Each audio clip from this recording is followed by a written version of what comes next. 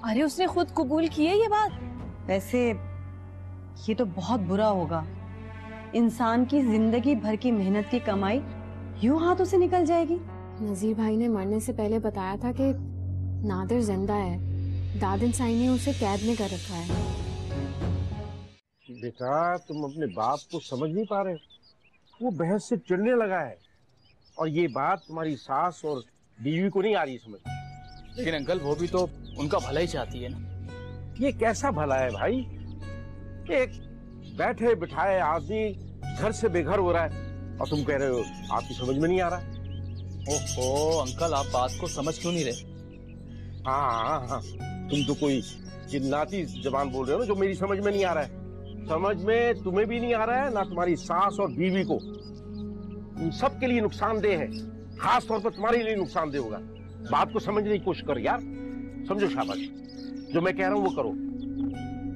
नूरा, मैं तो तंग आ गई हूँ इस माहीन की खिदमतें करते करते। पहले इसकी माँ की खिदमतें करती थी और ये मजे से ऐश करती फिरती थी और मैं सारे घर के काम काज करती थी और आज भी कुछ नहीं बदला।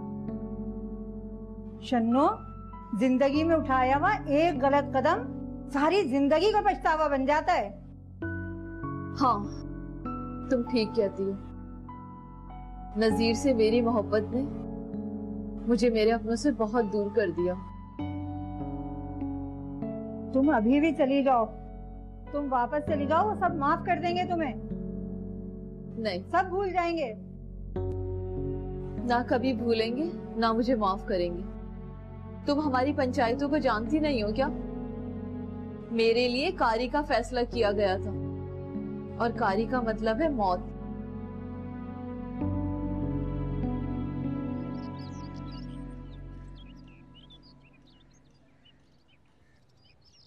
अब्बा जी, ये कमाल अंकल कहाँ गए?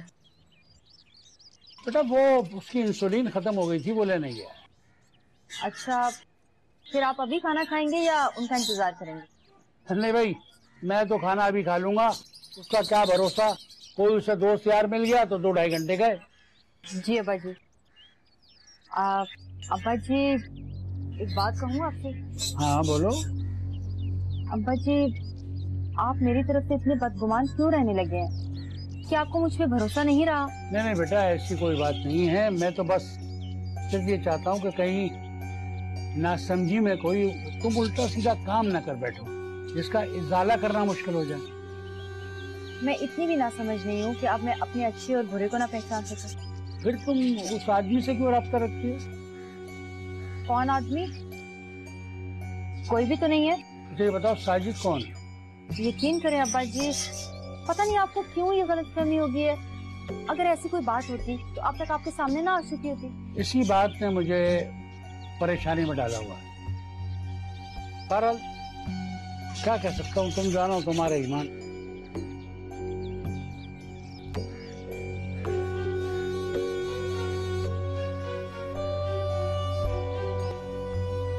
शहनाज, ये आप क्या कर रही हैं? आपको पता है ना इन सब चीजों से आपको नुकसान पहुंच सकता है। मुझे क्या नुकसान पहुंचना है? जिंदगी में बचा ही क्या है जिसकी फिक्र की जाए। ऐसी बात नहीं है, जिंदगी से कीमती शय तो कोई नहीं होती ना। माहिर, नूरा का यहाँ रहना खतरे से खाली नहीं है। क्या करें, वो कहीं जाने को तैयार भी तो नहीं है ना। मुख्तार साईं होते तो उसे गांव भिजवा देते, लेकिन अब वो भी नहीं है। बस दुआ करो कि वो खैरियत से हो। अभी तो ये बात भी कंफर्म नहीं हो पा रही कि वो बड़े साईं के पास हैं भी या नहीं। अगर मुख्तार साईं गांव नहीं होंगे तो फिर कहाँ जा सकते हैं? और अगर गांव नहीं पहुंचे होते तो बड़े साईं उनकी तलाश में यहाँ आ चुके होते अभी तक। हाँ, बात तो तुम ठीक कह रही हो। इसका मतलब है कि सारा चक्कर नसरीन की शादी के लिए चलाया गया है। हाँ, लगता तो यही है कि बड़े साईं किसी वक्त भी चाचड़ को लिए यहाँ आ जाएंगे। हाँ, हमें नसरीन को इस जुल्म से बचाना चाहिए। लेकिन ये सोचो हमें करना क्या चाहिए, क्या करें हम?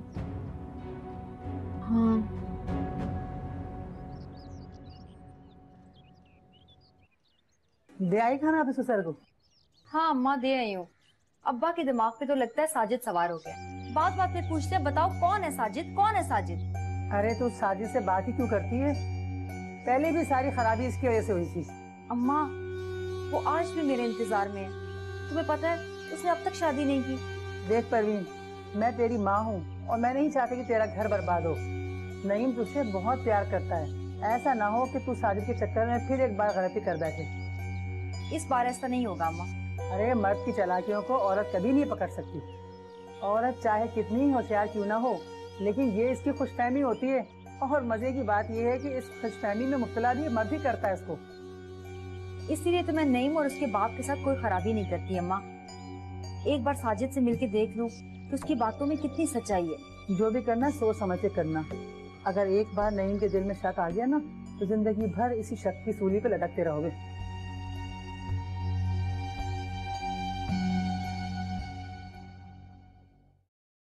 खाना बन गया नूरा? हाँ बन गया खाना। ठीक है नूरा, मैं सोच रही थी कि हम यहाँ से शिफ्ट हो जाते हैं। क्यों, यहाँ कोई परेशानी है क्या? अच्छी भली तो बैठी हो। परेशानी तो नहीं है, अगर बड़े साईं यहाँ आ गए और नसरीन को यहाँ से ले गए तो मुख्तार साईं को क्या जवाब देंगे हम? हम क्यों देंगे उन्हें जवाब? नसरीन बीवी उनकी बेटी है और हर बाप को यह हक हासिल है कि वो अपनी बेटी के साथ जो करना है वो करे। क्या? नहीं, ये नहीं हो सकता। मुख्तार साईं मुझे छोड़कर नहीं जा सकते। क्या क्या कह रही हो? बाबा साईं, बाबा साईं अस्पताल में है, उनकी हालत खतरनाक है। तुम लोग सब झूठ बोल रही हो। तुम लोग इसलिए ये सब कर रहे हो ना कि मैं उस बुढ़े चाचा से शादी कर लूं। ठीक है, मैं आऊंगी गांव, आऊंगी। मैं अपने भाई की खातिर आऊंगी, मैं मुख्तार साईं की खातिर गांव आऊंगी। कुछ नहीं हो सकता मेरे भाई को। तुम लोग सब झूठ बोल रहे हो। एक एक को मैं ना किसी को भी नहीं छोड़ूंगी। तुम लोग सब झूठ बोल रहे हो। मेरे भाई मुख्तार साईं को कुछ नहीं हो सकता। मैं किसी को भी नहीं छोड़ूंगी अगर मेरे भाई को जरा सा भी कुछ हुआ तो। झूठ बोल रहे हो, झूठ बोल रहे हो सब, झूठ बोल रहे हैं सब। मुख्तार साईं को कुछ नहीं हो सकता। नसरीन क्या हुआ? चलिए देखें जल्दी। यार कमल, मेरी समझ में परवीन का रवैया नहीं आता। न जाने वो क्यों मुझे यकीन दिलाना चाह रही है कि जो मैं देख रहा हूँ या सुन रहा हूँ वो मेरी आंखों का धोखा और मेरे दिमाग का फतूर। यार मुझे ये बताओ, मैं कैसे यकीन कर लूँ इस बात पर जबकि मैंने खुद उसे उस आदमी से फोन पे बात करते सुना है और देखा है। तुम एक दफा इन दोनों को आमने सामने बिठाओ और बात करो ताकि तुम्हारा दिल साफ हो जाए। अरे भाई, वो तो बात ही नहीं करने दे रही, वो तो मुझे झूठा साबित करने की कोशिश कर रही है। मान ही नहीं रही इस बात को, कहती है मैं बोतान लगा रहा हूँ उस पे। या तुम एक काम करो, उसका नंबर मुझे दो, मैं उसकी कॉल्स की डिटेल निकालता हूँ, फिर दूध का दूध पानी का पानी होगा। यार ये बात तुम सही कह रहे हो, मैं परवीन का नंबर तुम्हें देता हूँ, क्योंकि ये सब पता लगा लोगे कि भाई वो कौन है आदमी जो मेरे घर में नकब लगा रहा है। यार सिद्दीक, तुम ये क्यों भूल रहे हो कि नकब घर के अंदर से ही लगती है। जब तक घर वाले शामिल ना हो तो किसी की जरूरत नहीं है कि घर के अंदर घुसे। एक बार बताओ, एहसन की तरफ न चले, उससे भी मशवरा करते हैं। ठीक है चलते हैं, मिर्जा से बात भी नहीं हुई, न जाने वहाँ की सिचुएशन क्या है। क्या एहसन ने तो खामखा इस केस को अपने गले में फंसा लिया। भाई सीधा सीधा हल इसका ये, पुलिस को ले और फाखरा के घर पहुंच जाए और जाके बता दे कि भाई ये हैं, अब आप लोग इनसे बात करें।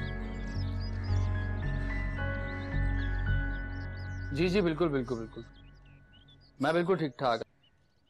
चले मैं आपसे बाद में बात करूँ, ठीक?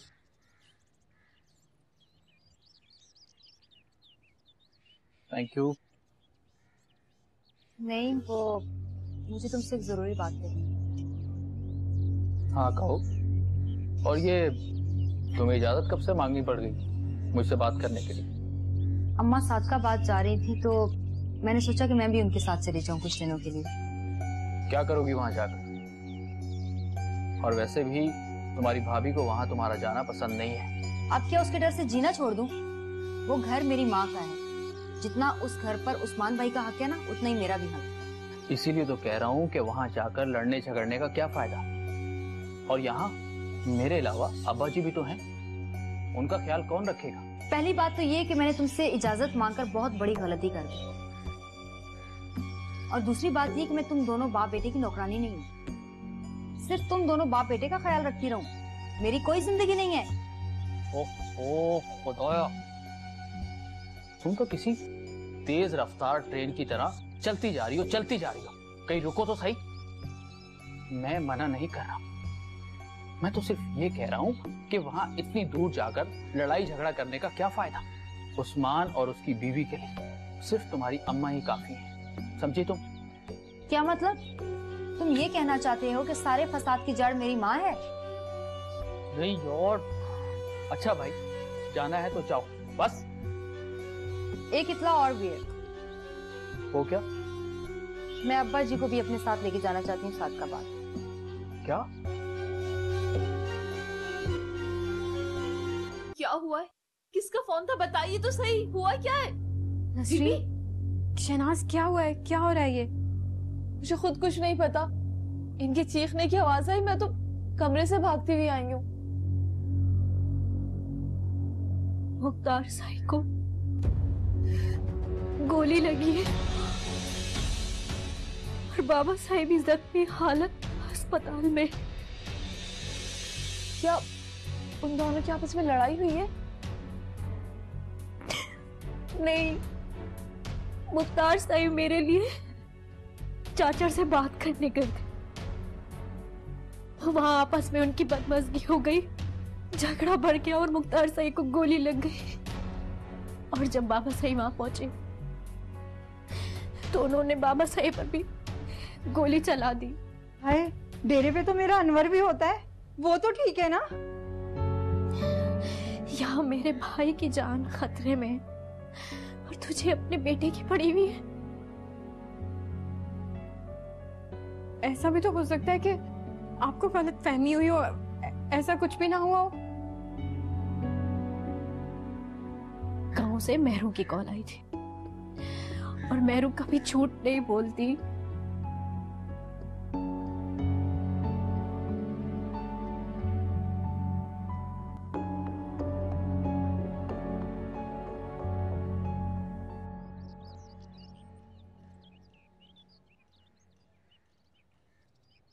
अरे ये आप कहाँ लगी हुई हैं? परवीन कहाँ है? वो किसी काम में मसरूफ थी, मैंने कहा मैं काम कर लूं। अरे सिद्दीक भाई, एक बात तो बताएं, फिर क्या इरादा है आपका? अरे बहन, मुझे ये बताइए किस चीज का इरादा पूछ रही हैं? अरे वही सादकाबाद जाने के हवाले से पूछ रही हूँ। भाई मेरा ऐसा कोई इरादा नहीं है, और सबसे बड़ी बात तो ये कि मेरा वहाँ कोई जान पहचान वाला ही नहीं है, ना कोई मेरा रिश्तेदार, तो करूंगा क्या जाके वहाँ? अरे मैं हूँ ना, मेरे होते हुए किसी और रिश्तेदार की क्या जरूरत है? बहरहाल मेरा कोई इरादा नहीं है कहीं भी जाने का, मैं भाई यहीं पे ठीक हूँ।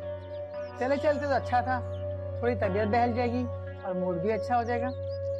अगर हो सके तो कब चाय बन जाए तो मुझे दे दीजिएगा, मैं बाहर बैठ। अम्मा, तुमने बात की अब्बा जी से? हाँ की तो है, मगर वो माने भी तो। बस एक बार अम्मा, किसी तरह तुम अब्बा जी को साथ ले जाओ, फिर तुम देखो कि इस मुसीबत से कैसे जान छुड़ाते हैं। रहने दे इन बातों को, तू और तेरा मियाँ किसी काम का नहीं है। हाथ आया हुआ घर भी तूने किसी के हवाले कर दिया। वो तेरे पास था तो सिद्दीक कुछ डरता भी था, अब तो इसका दिमाग कुछ ज्यादा ही खराब रहता है। अम्मा, वो सब कुछ भी हमने उनकी खुशनुदी हासिल करने के लिए किया था, हमें क्या पता था कि वो सब कुछ ही हजम कर जाएंगे। अरे सादकाबाद ले जाने से पहले इनसे घर के कागजात तो पूछ लो कहाँ रखे हैं। हमें तो यही कहा है कि बैंक में रखे हैं, अब इस बात में कितना सच है ये तो खुदा ही जाने। अरे कहीं ऐसा तो नहीं कि उन्होंने ये घर कहीं बेच दिया हो किसी अपने दोस्त को? वो ये बेवकूफी कभी नहीं कर सकते अम्मा, अगर घर बेच देंगे तो रहेंगे कहाँ? और वो बड़े वाले घर का क्या हुआ जहाँ कमाल रहता है? वो मुझे लगता है कि उन्होंने किराए पे चढ़ा दिए, क्योंकि आजकल कमाल अंकल अपने किसी रिश्तेदार के यहाँ रुके होंगे। अरे क्या खाक रहता होगा, सारा सारा दिन तो इधर उधर और मिर्जा के घर गुजार देता है, कैसे सोने जाता है वहाँ पर? हमें क्या, कहीं भी रहें, बस ये दुआ करो कि अब्बा जी कहीं कमाल अंकल को यहाँ रहने को ना कह दे, फिर तो यक न शुद्ध दो शुद्ध हो जाएंगे। ठीक है, अच्छा एक काम करो, तुम चाय बनाओ जब तक मैं वुजू करके आती हूँ। जी अम्मा।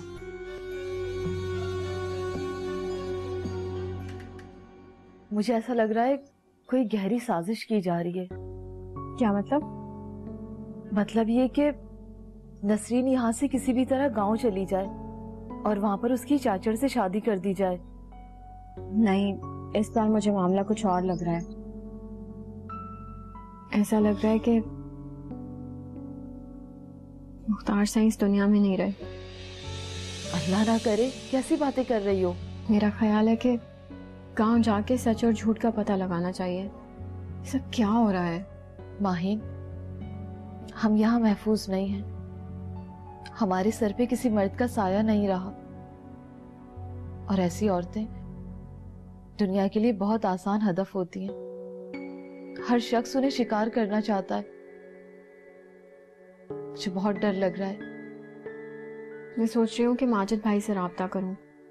इन हालात में एक वही हैं जो हमारी मदद कर सकते हैं। माजिद भाई जो खालिद के दोस्त थे? हाँ, उन्हीं की बात कर रही हूँ। हाँ ठीक है, तुम बात करके देखो। अल्लाह करे कोई रास्ता निकल आए।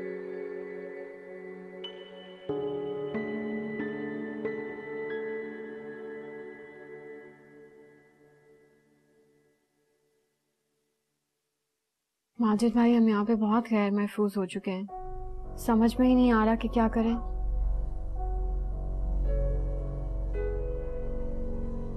माजिद भाई, जो भी करना है जल्दी करें। ये ना हो कि गांव से हमारे दुश्मन यहाँ पे आ जाएं। माजिद भाई, शहनाज का मंगेतर हमारी ताक में है। वो अपनी जिल्लत नहीं भूलेगा। वो हमसे बदला लेके रहेगा। प्लीज आप कुछ करें। जी ठीक है, अल्लाह हाफिज। मैं आपका इंतजार करूंगी। क्या हुआ? क्या कह रहे थे? फिक्र ना करें। वो कह रहे थे कि वो यहाँ पे आएंगे और जरूर कोई ना कोई रास्ता निकालेंगे। माहिन, मेरा ख्याल है कि हमें किसी दारुल अमान में पनाह ले लेनी चाहिए। कम से कम इस रोज रोज की जिल्लत और इस चूहे बिल्ली के खेल से तो निजात मिल जाएगी ना। आप क्या समझती हैं? क्या ये सब कुछ बहुत आसान है? नहीं, बिल्कुल भी नहीं। बीबी जी, बीबी जी, ये सब मेरी वजह से हुआ है बीबी जी।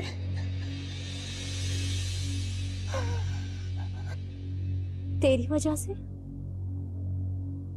बीबी जी, मुख्तार साईं को मैंने फोन करके बुलाया था और बड़े साईं ने मुझे हुक्म दिया था बीबी जी।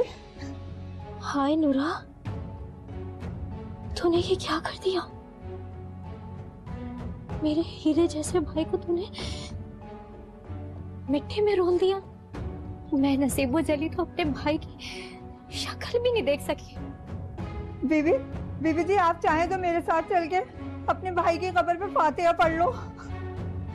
नूरा, मिट्टी के ढेर से मुझे क्या मिलेगा? तूने बहुत जुल्म किया है मुझ पर। इसका मतलब शहनाज और माहिन जो कुछ भी मुझे कहती थी वो ठीक कहती थी। बीबी, बीबी, मैं मजबूर हो गई थी। बड़े साईं ने मेरे अनवर को मारने की धमकी दी थी। उनके कहने पे मैंने ये सब कुछ किया है, अपने बेटे की जान बचाने के लिए। बीबी जी, तूने अपना बेटा बचाने के लिए मुख्तार साईं की कुर्बानी दे दी? उस शख्स के साथ तूने ऐसा किया जिसने तेरे साथ कभी बुरा नहीं किया, हमेशा तेरी तरफदारी की। नूरा, बेशक वो तुझे गुस्से में कहते थे कि यहाँ से चली जा, पर अल्लाह जानता है कि दिल से वो तुम्हें कभी बुरा नहीं बोलते थे। वरना तुम्हें यहाँ से निकालना कौन सी बड़ी बात थी। मैं शर्मिंदा हूँ बीबी।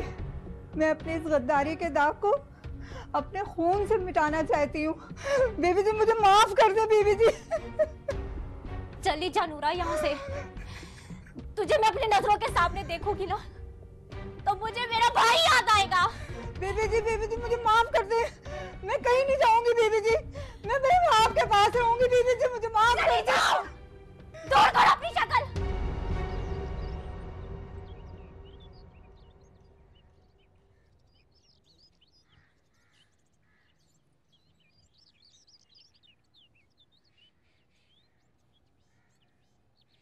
हेलो साजिद, मुझे तुम्हें ये बताना था कि मैं अम्मा के साथ सादकाबाद आ रही हूँ। तुम तैयार है ना? हम वहीं पे मुलाकात करेंगे। नहीं परवीन, मैं सादकाबाद नहीं जाऊंगा। वहाँ मेरे और तुम्हारे रिश्तेदार मौजूद हैं। हमारी ये मुलाकात फिर से पुरानी दुश्मनी को हवा दे सकती है। इसका मतलब ये है कि तुम लोगों का सामना नहीं कर सकते, और मैंने तुम्हारी खातिर लोगों के इतने ताने बर्दाश्त किए, और तुम मेरी बेगुनाही का इकरार उन लोगों के सामने नहीं कर सकते जिन्होंने मुझे तुम्हारा नाम लेकर बदनाम किया। देखो परवीन, गुजरी हुई बातों को भूल जाओ। हम दोबारा से नई जिंदगी शुरू कर सकते हैं। अब ये नहीं हो सकता साजिद। मैं शादीशुदा हूँ और एक बच्चे की माँ हूँ। तुम्हें अब ये ख्याल आ रहा है? जब घंटों मेरे साथ फोन पर बात करती हो उस वक्त तो ये ख्याल नहीं आता। क्या मतलब है इस बात का? मैं तुमसे बात सिर्फ इसलिए करती हूँ कि मैं तुमसे मोहब्बत करती थी। उन लम्हों को सोचते हुए मैं तुमसे बात कर लेती हूँ, वरना तो मैं नईम से बेवफाई का सोच भी नहीं सकती। क्या बात है बेवफाई का। सादकाबाद मुझसे मिलने आ रही हो और अपने शौहर को धोखा दे रही हो। ये तुम किस किस्म की बातें कर रहे हो? मैं कुछ नहीं जानता, बस तुम मुझसे बाहर मिल रही हो, वरना मैं तुम्हारे शौहर को सारी कहानी सुना दूंगा। तुम मुझे ब्लैकमेल करोगे?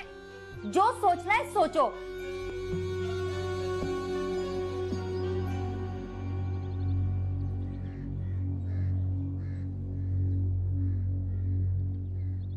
ये फोन पर किससे बातें कर रही? नहीं, वो कलसूम की कॉल थी सादकाबाद से। कलसूम? कौन कलसूम? उस्मान भाई की साली, और कौन? लेकिन उससे तो तुम्हारी बातचीत बंद। ये कहना बुरा ना होगा कि उससे तुम्हारी लड़ाई हुई थी। ठीक कह रहा हूँ ना? हाँ, बस छोड़े ना इन बातों को। आप ये बताएं, आपके लिए चाय बनाऊं? हाँ, लेकिन खाने में भी कुछ दे देना। जी ठीक है। परवीन, वो अपना मोबाइल मुझे देना, एक कॉल करनी है, मेरे पास बैलेंस खत्म हो गया।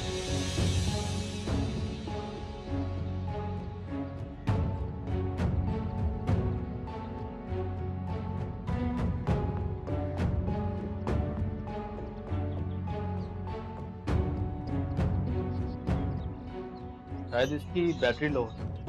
हाँ, मैं चार्ज पे लगा देती हूँ, मुझे दे। हाँ ठीक है, चार्ज पे लगाओ, लेकिन पहले मेरे लिए चाय बना। जी, मैं अभी बनाती हूँ।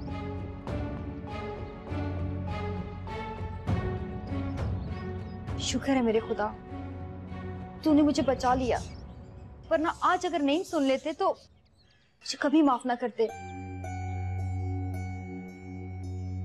कोशिश करूंगी कि आज के बाद कभी साजिद से बात ना करूं।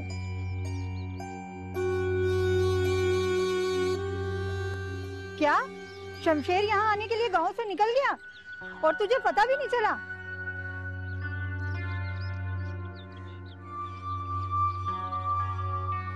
अब क्या होगा? यहाँ घर में तो कोई मर्द भी नहीं है, किससे बात करेगा वो?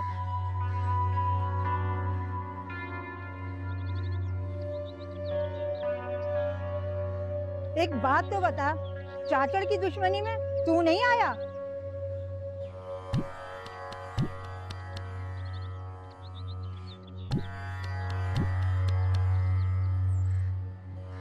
ये तो जुल्म है, बीबी के साथ तो जुल्म हुआ है। बाप भाई दोनों मर गए उसके।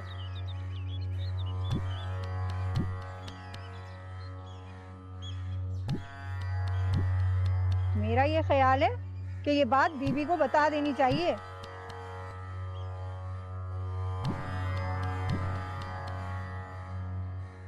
ठीक है, मेरा ख्याल है कि शमशेर के आने का मैं माइन और शनाज को बता दूं। ये चाय। बहुत शुक्रिया, शुक्रिया। यहाँ बैठ सकती हूँ थोड़ी देर? हाँ हाँ, शुक्रिया। सदीक भाई, आपसे एक मशवरा लेना था। हाँ हाँ, मशवरा वो भी मुझसे चले, बोले क्या बात? दरअसल उस्मान का बार बार फोन आ रहा है। सब खैरियत तो है ना? हाँ खैरियत है। असल में वो मेरी जमीन जो है ठेके पे देना चाहता है। समझ में नहीं आता कि मैं क्या करूँ। देखो ये तो ज्यादा अच्छी बात है, क्योंकि उस पर अगर हल चलेगा तो जमीन ज्यादा जरखेज होगी, और ऐसे ही पड़े रहने से तो सेब और तोड़ खा जाएगी उसको। ये सब तो मैं भी जानती हूँ, एक उम्र गुजरी है जमींदारी करते करते। मसला ये नहीं है, मगर मुझे उस्मान की बीवी पे कोई भरोसा नहीं है। वो बहुत चालाक औरत है। बाप भाइयों के साथ मिलकर मुझे डर है कि मेरी जमीनों पे कब्जा ना कर ले। अरे भाई क्यों करेगी कब्जा? ठीक है ना, अब ये जमीन जब उसको मिल ही रही है तो वो क्यों इस तरह की हरकतें करेगी? अरे तुम जानते नहीं हो इसीलिए ये बात कह रहे हो। उस्मान का ससुर और सास बहुत चालाक हैं, इतने चालाक हैं कि तुम्हारी आंखों से सुरमा चुरा लें और तुम्हें पता भी ना चले। अब ये बताएं कि आपकी क्या मर्जी है? मेरा ख्याल है कि अगर जमीन मुझे ठेके पे ही देनी है तो ये सारे मामला मैं खुद ही क्यों ना तय करूं। आखिर उस्मान के बाप के मरने के बाद भी अब तक सारे मामला मैं ही तो तय करती आ रही हूँ। इसमें तो अब जैसे आपकी मर्जी। अच्छा सिद्दीक भाई, आप चाय पीजिए, मैं जब तक परवीन को देख लूं। माहिन, मुझे बहुत डर लग रहा है, ऐसा लग रहा है कुछ होने वाला है। अब इससे ज्यादा क्या होगा जो हमारे साथ हो रहा है? माहिन, अगर चाचड़ के घर वाले या शमशेर यहाँ पर आ गया तो हम क्या करेंगे? आप फिक्र ना करें, कुछ नहीं होगा। तुम खुद भी शराब के पीछे भाग रही हो और मुझसे भी झूठ बोलती हो, हालांकि तुम्हें अच्छी तरह से पता है कि क्या होगा। तो क्या करूं मैं? बोले। कुछ सोचो, कुछ तो सोचो ना कि हमें किस तरह से अपना दिफा करना चाहिए। रोज रोज के मरने से बेहतर है कि हम खुद ही अपने हाथों से अपनी जान ले लें।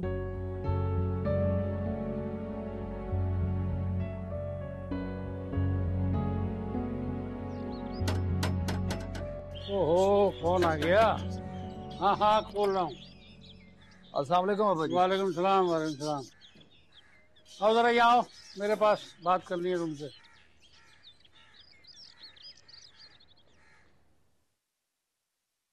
बीवी जी, बीवी जी। क्या हो गया नूरा, क्यों शोर मचा रही हो? बीवी जी, वो शमशेर आ रहा है।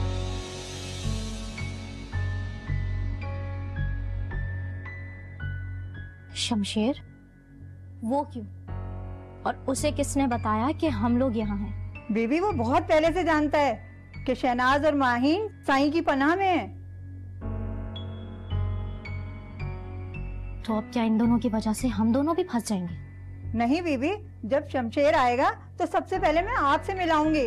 वो बगैर इजाजत के माहीन और शहनाज से नहीं मिल सकता। और यही ठीक है। अगर आप कहें तो मैं इन दोनों को भी शमशेर के आने का बता दूं?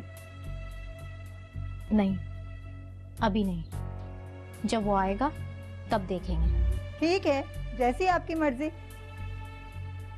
नूरा, कहीं ये सारा खेल तुम तो नहीं खेल रही? मैं कुर्बान आप पर, आप मुझ पे बेइतबार क्यों हो रही हैं? बस बस, ये बातें बनाना बंद करो और जाके बाहर के सारे मामला देखो। शमशेर आए तो उसे आराम से इज्जत से मेहमान खाने में बिठाना। बीबी जी, जो हुक्म।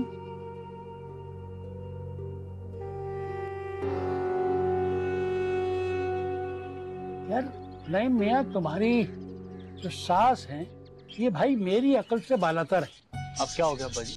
अरे कुछ नहीं, अपनी जमीन को बंजर कर रही है। मेरे पास ये पूछने आई थी कि उस्मान उसको ठेके पे देने का कह रहा है, मैं क्या करूं? जी अब्बा जी, परवीन ने ये बात मुझे भी बताई। मुझे एक बात समझ में नहीं आती, परवीन की माँ अपनी जमीन के मामलात खुद क्यों नहीं हल करती, हमें क्यों इन्वॉल्व करती है बीच में? आपने क्या कहा? भाई मैंने तो यही कहा कि बेहतर है कि जमीन बंजर हो, उसे ठेके पे दे दो। तो कहने लगी कि ये मैं खुद क्यों ना दूं ठेके पे, उस्मान को क्यों दे दूं, उसकी बीवी हथिया लेगी। अरे भाई उसे कोई समझाए कि ये तमाम काम बच्चे जितने अच्छे तरीके से संभाल लेंगे तो कहाँ संभालोगी? अब्बा जी हमें क्या, उनकी जमीन है, जिसे चाहे दें या ना दें, हमें क्या फर्क पड़ता है? अच्छा ये बताओ, तुमने परवीन से बात करी? किस हिस्से में अब्बा जी? वही भाई फोन वाला मामला, उसकी बात कर रहा हूँ। जी वो बात नहीं है जो आप समझ रहे हैं। भाई जो मैं देख रहा हूँ और जो समझ रहा हूँ उसकी रोशनी में तुम इंतहाई खामड़ और बेवकूफ मर्द हो, और तुम्हारी अकल जो है वो घास चरने चली गई। अब ऐसी भी बात नहीं है अब्बा जी, मैं खुद भी इस मामले को बहुत अच्छी निगाह से देख रहा हूँ। माजिद भाई को फोन तो करो ना दोबारा, उसे पूछो तो सही कब तक आएंगे। आ जाएंगे, आप क्यों परेशान हो रही हैं? हम अंजुम के घर चले, वो लोग तो मुझे बहुत अच्छी तरह से जानते हैं। जानती तो हैं, लेकिन पहले माजिद भाई तो आ जाएं, फिर देखते हैं ना कि वो क्या करते हैं। माहिन जल्दी कर लो, अगर गांव से कोई आ गया हम सब मारे जाएंगे। मरने से डरती हैं आप? वैसे भी अब हमारी जिंदगी में जीने को रखा ही क्या है? मरने से नहीं, सिसकने से डरती हूँ। अगर पंचायत ने हमारे लिए कोई उल्टा सीधा फैसला कर दिया तो? कुछ नहीं होगा शहनाज, माजिद भाई हमारे रहने का कहीं इंतजाम कर देंगे, और मैंने उन्हें जॉब का भी बोल दिया। ठीक है माही, मैं भी नौकरी कर लूंगी। इस तरह हम दोनों कम से कम पुरसुकून और बेहतर जिंदगी तो गुजार सकेंगे ना। ठीक कह रही हैं आप। कब तक दूसरों के आश्रय पर जिंदा रहेंगे? हमें अपने पांव पर खुद ही खड़े होना पड़ेगा। अब्बा जी, मैं जरा अम्मा के साथ मार्केट तक जा रही हूँ। सलीम अंदर सो रहा है, आप जरा उसका ख्याल रखिएगा। तो भाई तुम लोगों को वापसी में कितना वक्त लग जाएगा? आधा घंटा तो लग जाएगा। अच्छा, सलीम का दूध वगैरह बना दिया है? जी अब्बा जी, उसका दूध भी बना के रख दिया और उसे खाना भी खिला दिया। असल में मैं उसे इसलिए साथ नहीं लेके जाना चाहती कि बाहर बहुत गर्मी है और वो बीमार पड़ जाएगा। हाँ ठीक है, तुम लोग भी जरा जल्दी आने की कोशिश करना, क्योंकि अभी कमाल आ रहा है, हम दोनों को मिर्जा की तरफ जाना है। अब्बा जी, आप उनसे कहें कि वो चले जाएं, शाम को नहीं खुद आपको छोड़ाएंगे। अरे वो सब मैं देख लूंगा, तुम लोग बस वापसी जल्दी करना, अपनी देर ना लगा। इसकी तो आप फिक्र ही ना करें, मैं बस यूं गई और यूं आई। अच्छा ऐसा करना कि जब जाने लगो ना तो मुझे जरा आवाज दे देना, तो या तो मैं सलीम के पास जाके लेट जाऊंगा या उससे अपने पास निकाल लूंगा। जी अच्छा अब्बा जी।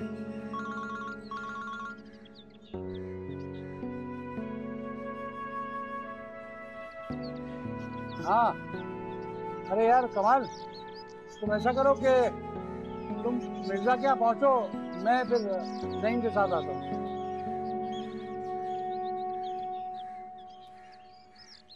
अरे यार भाई, वो सलीम को यहाँ घर पे मेरे पास छोड़ गई हैं परवीन और उसकी अम्मा, वो कुछ शॉपिंग करने गए, तो अब ऐसे तो नहीं आ सकता ना यार मैं। हाँ हाँ बस तुम पहुंचो। नहीं मैं जल्दी आता हूँ। हाँ ओके।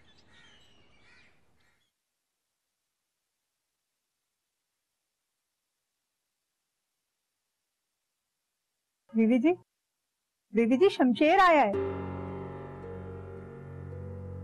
ठीक है, उसे इज्जत और एहतराम के साथ मेहमान खाने में बिठाओ।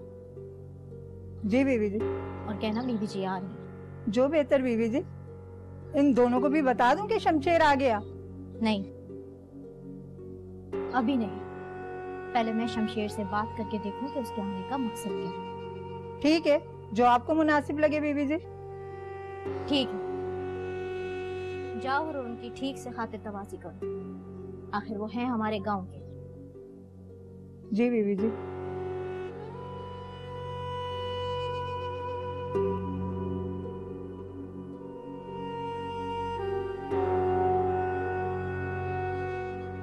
वो इतनी थक गई हूँ मैं तो आज, इतनी शॉपिंग कर करके हद हो गई।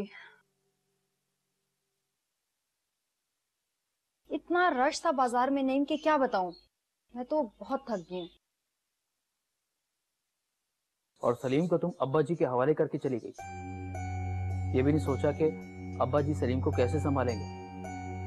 मैं कौन सा रोज रोज जाती हूँ, इतने दिनों के बाद तो गई थी, और कौन सा कयामत आ गई। तुम जानती हो सलीम जब रोता है ना तो किसी से संभलता नहीं है। मैं हर वक्त तुम्हारी और तुम्हारे अब्बा जी की खिदमतें करती रहूं। तुमने तो वैसे मुझे अपने अब्बा जी की नौकरानी बना ली। एक तो तुम ना अपनी गलती तस्लीम नहीं करती, उल्टा बहस करना शुरू कर देती हो। हाँ हाँ, कह दो कि सारी खराबियां मुझ में ही हैं। तुम्हारे अब्बा जी और तुम तो दूध के धुले हुए। वैसे तो हर वक्त अपने पोते की मोहब्बत का ड्रामा करते रहते हैं, और आज एक दिन क्या संभालना पड़ गया, मुझ पर बिगड़ गए। तुमने सोचा नहीं था कि वो भूखे होंगे, कौन रखेगा उनका ख्याल। फिर मैंने बाजार से लाकर उनको दिया खाना। सब कुछ फ्रिज में रखा था, निकाल कर खा लेते। मैं कौन सा फ्रिज को ताला लगा कर गई थी। अच्छा अच्छा, अपनी ये तावीलें बंद करो और जाओ मेरे लिए चाय बना के लाओ। सर में दर्द हो रहा है बहुत ज्यादा। मैं भी बहुत थकी हुई हूँ और घर पहुंचते ही तुम मुझ पर बरस पड़े और ये तक ना पूछा कि क्या क्या लेकर आई। शॉपिंग ही करके आई है, कोई तीर चला के नहीं आई तो। अच्छा जल्दी से मेरे लिए चाय बना के लाओ। ला रही हूँ। शॉपिंग करके आई हूँ, काम काज है नहीं, शॉपिंग से फुर्सत ही नहीं मिलती। मुझे बहुत अफसोस है तुम्हारे वालिद और बड़े भाई के साथ जो हुआ। शायद यही मेरे नसीब में। नसीब का लिखा कौन मिटा सकता है। मेरा ख्याल है तुम्हारी परेशानियां कम नहीं होंगी, बल्कि मुझे तो लगता है कि मुझे इस बात का एहसास है और इसलिए मैं हाथ पैर मार रही हूँ। लेकिन मेरे मसाइल और मेरी मुश्किलात किसी दलदल की मानंद है। जितना भी हाथ पैर मार रही हूँ नहीं धंसती चली जा रही हूँ। बेहतर यही होगा नसरीन कि तुम आइंदा आने वाले वक्त की तैयारी रखो।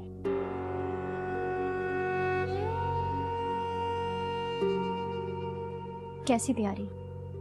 इस चीज की तैयारी, अगर चाचड़ और उसके लवाहिकीन यहाँ पहुंच गए तो उनसे किस तरह से निपटा जाए।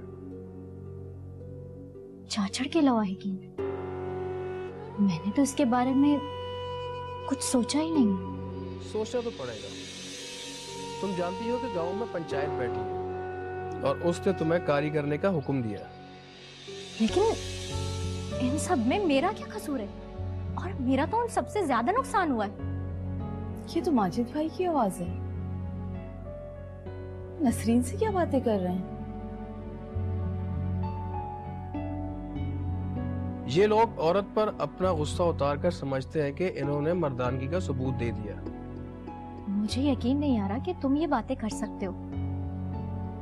तुम तो शहनाज के खून के प्यासे थे ना? आया शमशीर,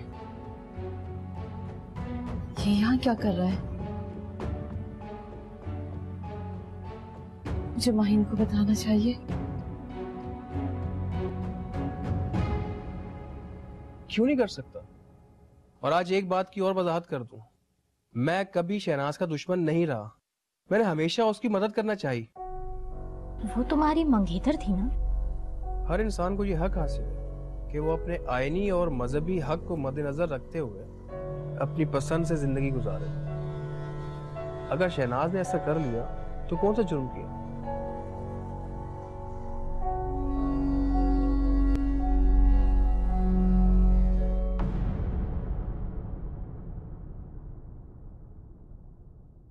टुकड़े टुकड़े हुआ दिल